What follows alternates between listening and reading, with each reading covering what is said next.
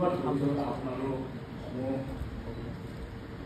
শংকৰদেৱৰ নিজনৰ প্ৰতি আগ্ৰহী ব্যক্তিসকল, আই মাতৃসকল আৰু অতি মৰমৰ আমাৰ আশা কৰ্তা ছাত্ৰীসকল সকলোলৈকে মই মোৰ আন্তৰিক শ্ৰদ্ধা আৰু সেৱা জনাইছোঁ।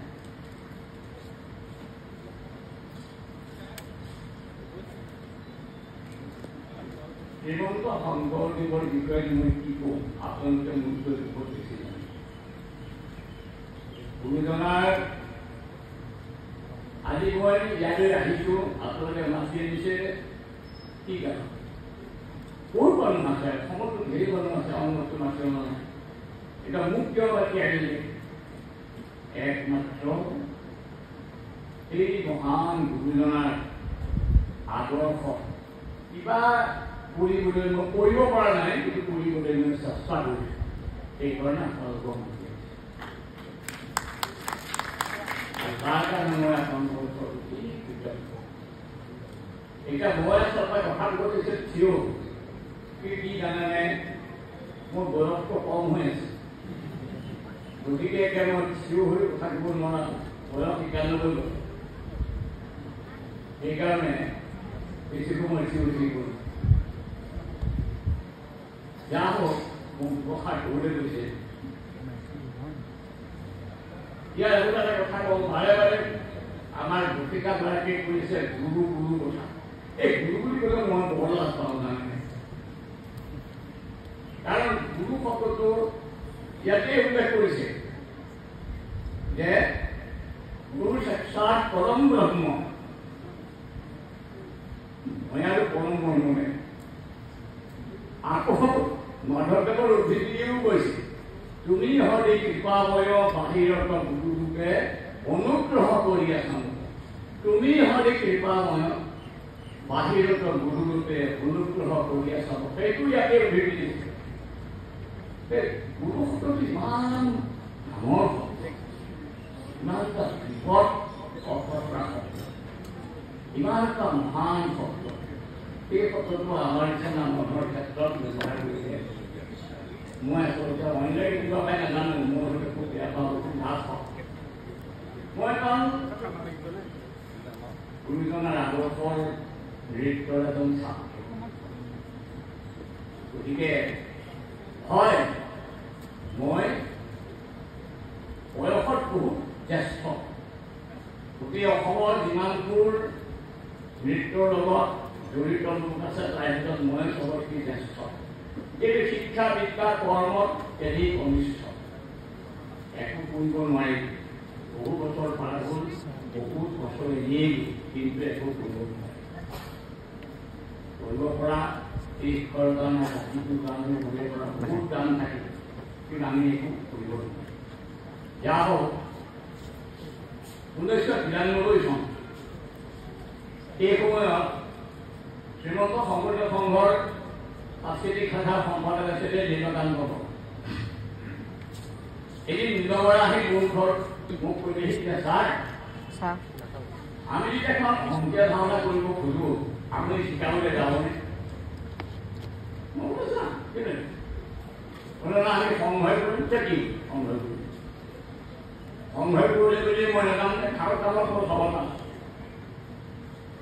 আৰম্ভ কৰিলে লক্ষ্মীনাৰায়ণ ভাওনা। প্ৰথম আখৰা ধৰা আৰম্ভ হ'ল সৰকাৰী কৰি কি আছে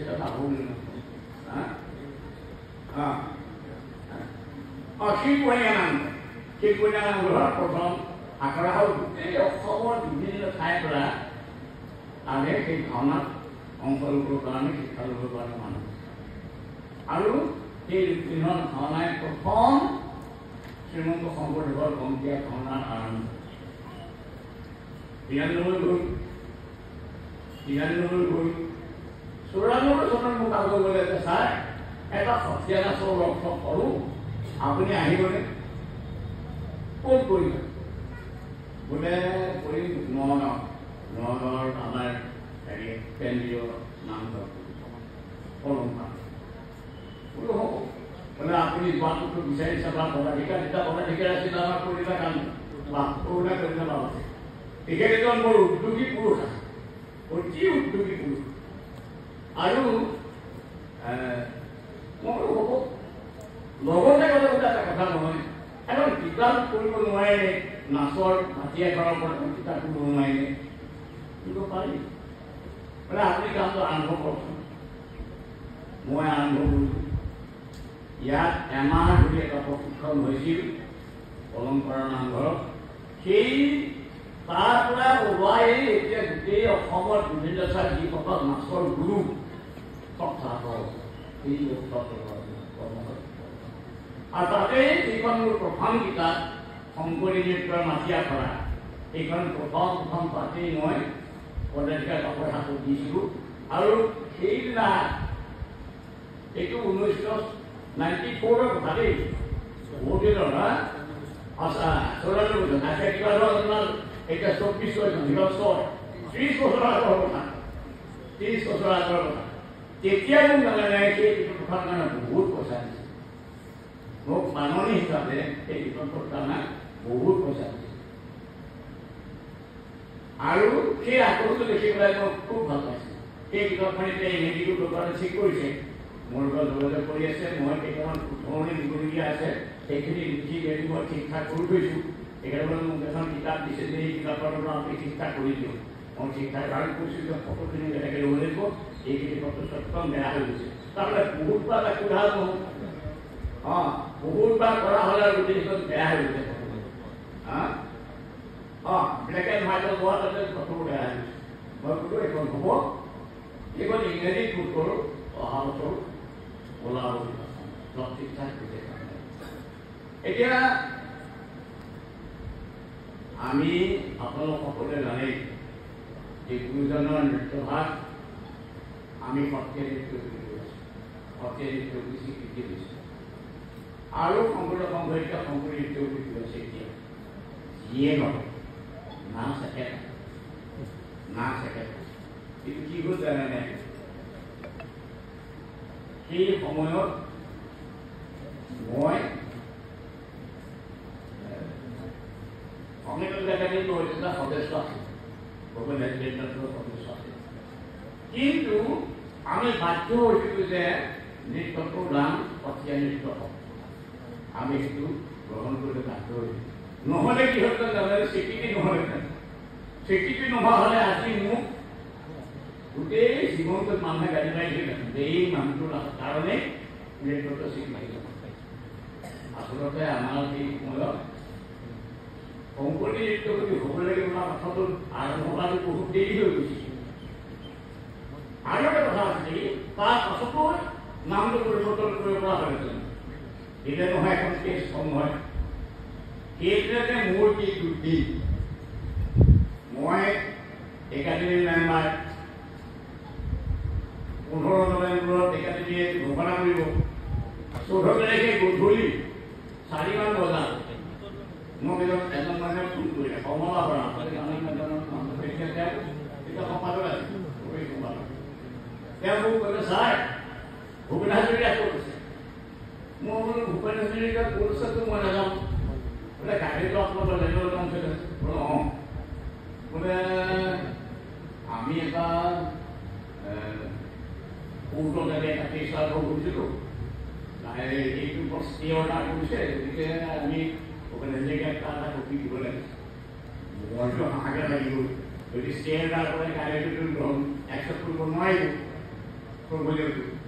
এতিয়া মই ক'লো যে হয় নেকি অঁ বোলো মই ভূপেন হাজৰিকাক কৰিছে নাজানো যে আজি মিটিং আছে শ্বিলঙত আহি কোন আছে সি মই আহিল নে নাই অহা একো নাজানো তাৰ লগতে মই দুজন মানুহলৈ ফোন কৰিলোঁ এজন ৰত্ন ওজা আপোনালোকে জানেন না ৰত্ন ওজা তেওঁ সম্ভাৱনা আমাৰ সদস্য তেওঁ বোলে গোস্বামী ঘৰটো গম পোৱা নাই তুমি এইটো কেলৈ কৰিব তাৰপাছত মই আৰু ফোন কৰিলোঁ আপোনাৰ অলপতে ঢুকাল ভৱপ্ৰসাদ চলি তেখেতে বোলে মোৰটো নাজানো এইটো খুব বেয়া কথা হৈছে এইটো যদি হ'ব ডাঙৰ কথা হ'ব কি হ'ল উপায় নাপায় মই আৰু এজন মানুহ কম্পিউটাৰ নহয় তেওঁলৈ ফোন কৰিলোঁ সেইকাৰণে এইটো ফোন নাই নহয় লেণ্ড ফোনহে এতিয়া মোক ক'লে যে আপুনি ৰবীন্দ্ৰ ভৱনৰ উকিলে হাত নোলাৰ মই ৰবীন্দ্ৰ ভৱনৰ মুখলৈ তাৰপিছত কি কৰোঁ কি নকৰোঁ ভাবি তেতিয়াতো ৰুকিলা যদি নিলয় দত্তৰ গতিকে তলতে শিকাই তেখেতকে ফোন কৰোঁ তেখেতে বোলে কথা হ'লে সেইটো ভুল ভুল হ'ল ই হৈছে গম নাপাওঁ তথাপি এঘণ্টামানৰ পাছত আকৌ ফোন কৰাৰ এঘণ্টামানৰ পাছত ফোন কৰিলোঁ তেতিয়া নিলয় দত্ত কৰিছে মই খবৰটো লৈছোঁ কিন্তু ষ্টে অৰ্ডাৰ কৰা নাই চৌকত নটিচ কৰিছে আপোনালোকে বিশত ল'ব এইবাৰ পাঁচদিনাখন বিশেষত এতিয়া কথা হ'ল কি আমি মেনেজিং হওঁ এতিয়া গোটেই স্বীকৃতিটো হৈ আছে সত্যাধিক আজিকালি ল'ৰা ছোৱালীয়ে যদি স্কলাৰশ্বিপৰ দৰখাস্ত কৰে সত্যাধিক কৰিব কোম্পানী কৰিব কিন্তু জুজখন সহায় কৰাটো উচিত আছে কলিকতা যদি কলকাতা হ'ব পাৰে মাদ্ৰাছ যদি চেন্নাই হ'ব পাৰে মুম্বাই যদি বম্বে হ'ব পাৰে এইটো হ'ব পাৰে একো কাৰণ কিন্তু জুজখন এই কামটো এই ন্যায়খনতে যোৱা বছৰৰ আগৰ গোলাঘাটত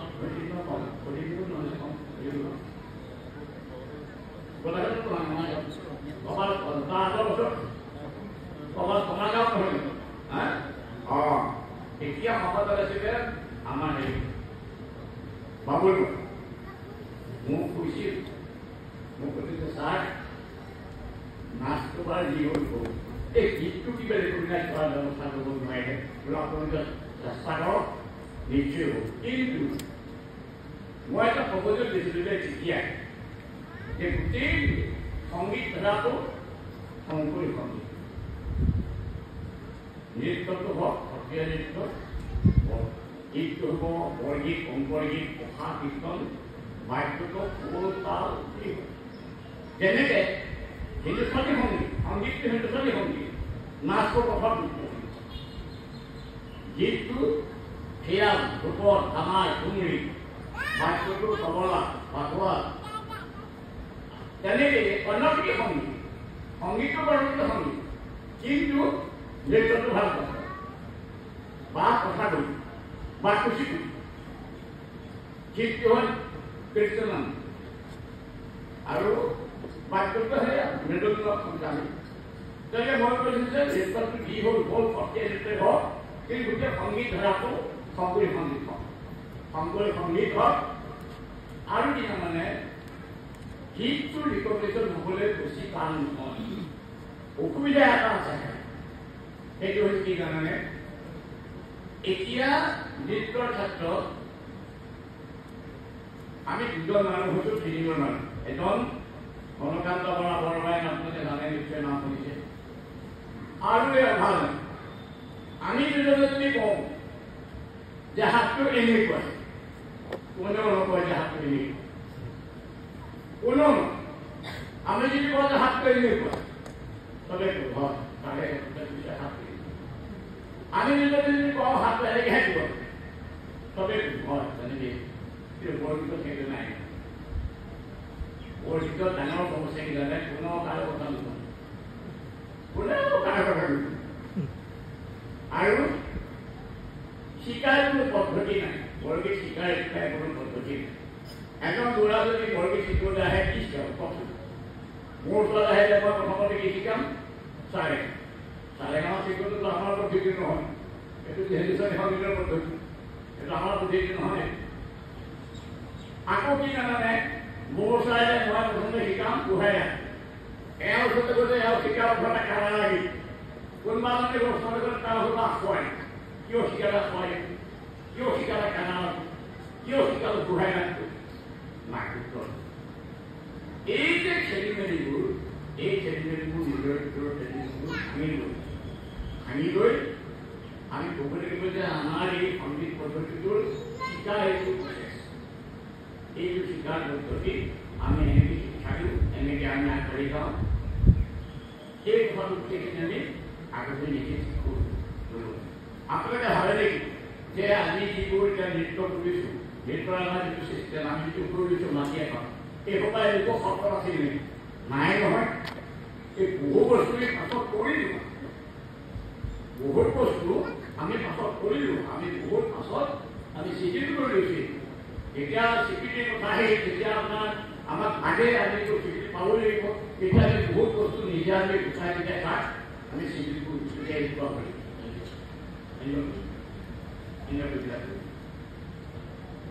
এনেকুৱা কিছুমান বস্তু আছে আমাৰ মাছটোত, যিবোৰ বস্তু আমি পাছত নাম দিম। বহু বস্তু আছে পাছত নাম দিম, আমি নাম দিম, আমি কিছুমান উঠাই পেলাই নাম দিম। আমি ঠিক কৰি লৈছোঁ যে এইটো আমি নাম দিম, আমি সদায় গ্ৰহণ কৰিম আৰু তেনেকৈ চলি আছে। কোনেও আপত্তি কৰা নাই, তেনেকৈ চলি আছে। এনেকৈ যদি ঈশ্বৰৰ ক্ষেত্ৰত কোনোবাই কৰে তেতিয়াহ'লে নিশ্চয় সোনকালে আৰু মই বাবুৰাণীক কৈছিলোঁ যে আপোনালোকে এটা ৰেচিপি কওকচোন, আপোনাৰ সংঘৰ এটা ৰেচিপি কওক। আৰু সংঘৰ যি তিনিটা কথা লাগে সেই তিনিটা সমানে আছে। জনবলো আছে, জনবলো আছে, মনোবলো আছে। তিনিটা বল সম্পূৰ্ণ আছে, বলকে কৰিব। এতিয়া আমাৰ দুজন অতি গুণী মানুহ আছে সংঘৰ, আপোনালোকে নিশ্চয় জানে। এজন হ'ল নাৰায়ণাচাৰ্য প্ৰভাৱ শংকৰদেৱ, আনজন আছিলে নাৰায়ণাচাৰ্য যোগেশ্বৰ বৰুৱা। ইমান গুণী মানুহ আৰু ইমান বিজ্ঞানসন্মত মানুহ, ইমান ব্যাকৰণসন্মত মানুহ নেকি? তেখেতসকল যে অকল সংঘতে পূজ্য আছে তেনে নহয়, সংঘৰ বাহিৰত বহু গুণী লোকে এই দুজন মানুহক মান্য কৰি চলিছে। তেওঁলোকে কথা এটা ক'লে কোনো কেতিয়াও বিৰোধ নকৰিছে। সংঘৰ বাহিৰত প্ৰভাৱ মহন্ত আৰু যোগেশ্বৰ। কিন্তু এতিয়া মই ভাবোঁ, মই সংঘৰ মতে বহুত দিন নাই, এতিয়া বৰ্তমান তেনেকুৱা সৰ্বজন ৰাজ্য লোক উঠৈ নাই, মই দেখা নাই। গতিকে আছে মই নাজানো, কিন্তু মানে সংঘৰ ভিতৰ আৰু বাহিৰত দুইফালে গ্ৰহণ কৰিব পৰা হ'ব লাগিব নহয়। এই দুজন কিন্তু দুজনে দুইফালে গ্ৰহণ কৰিব পৰা নাই। মই এনেকৈ আচলতে সংঘৰ লগত জড়িত হৈছোঁ। মই সংঘৰ সংগী নহয়, আমাৰ নিশ্চয় সকলোৱে থাকে, কিন্তু গুৰুজনাৰ আদৰ যি প্ৰচাৰৰ অনুষ্ঠান প্ৰতি, সেই অনুষ্ঠানটোৰ প্ৰতি শ্ৰদ্ধা মোৰ নিশ্চয়। আৰু এটা কথা, মোৰ ককা এসময়ত শ্ৰীমন্ত শংকৰদেৱ সংঘৰ পদাধিকাৰী গতিকে গোস্বামী, গোস্বামী ছোৱালী মোৰ বৰদেউতাকে সেই সকলো ককা হয়। আৰু গোলাঘাটত যে অভিযোগ হৈছিল দেৰগাঁৱত আমাৰ মাটিতে হৈছিল, আৰু নামটো নিশ্চিত গোপীকা গোস্বামী সংঘৰ তাতে কৈছে সেই মোৰ ককা। আচলতে যিকোনো গুণী মানুহ আছে, ধৰকচোন আমাৰ গোস্বামী, গ্ৰহণচন্দ্ৰ গোস্বামী, কীৰ্তনাথ গোস্বামী, এই সকলো সংঘৰ লগত জড়িত নাছিলে, সকলো সংঘৰ লগত জড়িতহে আছে।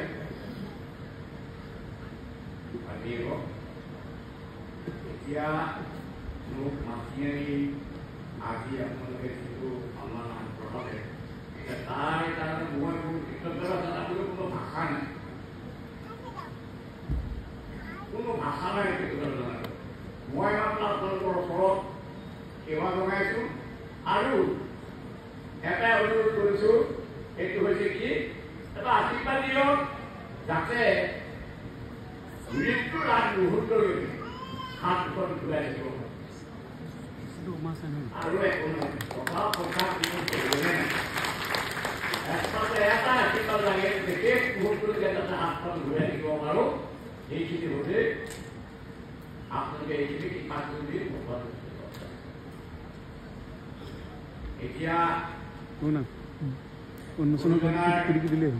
এটা উপদেশে মই সামৰি মাৰি কথাকেইটাই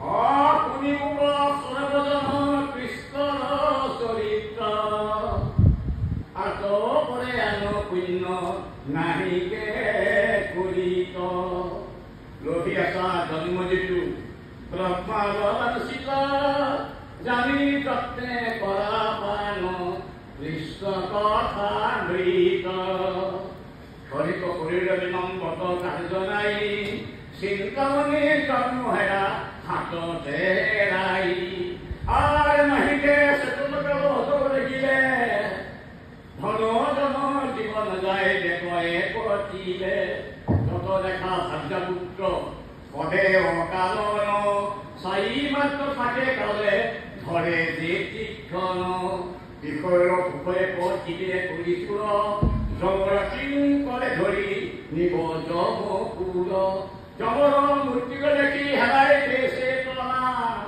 দুঃখ নরকে তলাই বুঝাই রে যাতনা হেন জানি কৃষ্ণর সুযুক্ত হরসার দেহে করিবা ভোল সংসার নিকার বিচারি শাস্ত্র তথাইলা এদিকে যুগুতি কৃষ্ণর নামে সাথে ভকুতি মুকুতি আর করিল পরম ধর্ম জানা হরিনাম করিল পরম ধর্ম জানা হরিনাম শঙ্করের সিনা গায়কি বোলা রাম করিল পরম ধর্ম জানা হরিনাম শঙ্করের সিনা গায়কি বোলা রাম রাম রাম এই আপোনালোকৰ সকলোকে সেৱা ধৰি মোৰ বক্তব্য সামৰিছোঁ আৰু এই মৰিগাঁৱৰ তৃণমূল সংগঠিত সংগঠনসমূহ তাতে মই একেবাৰে আন্তৰিক সেৱা কৰা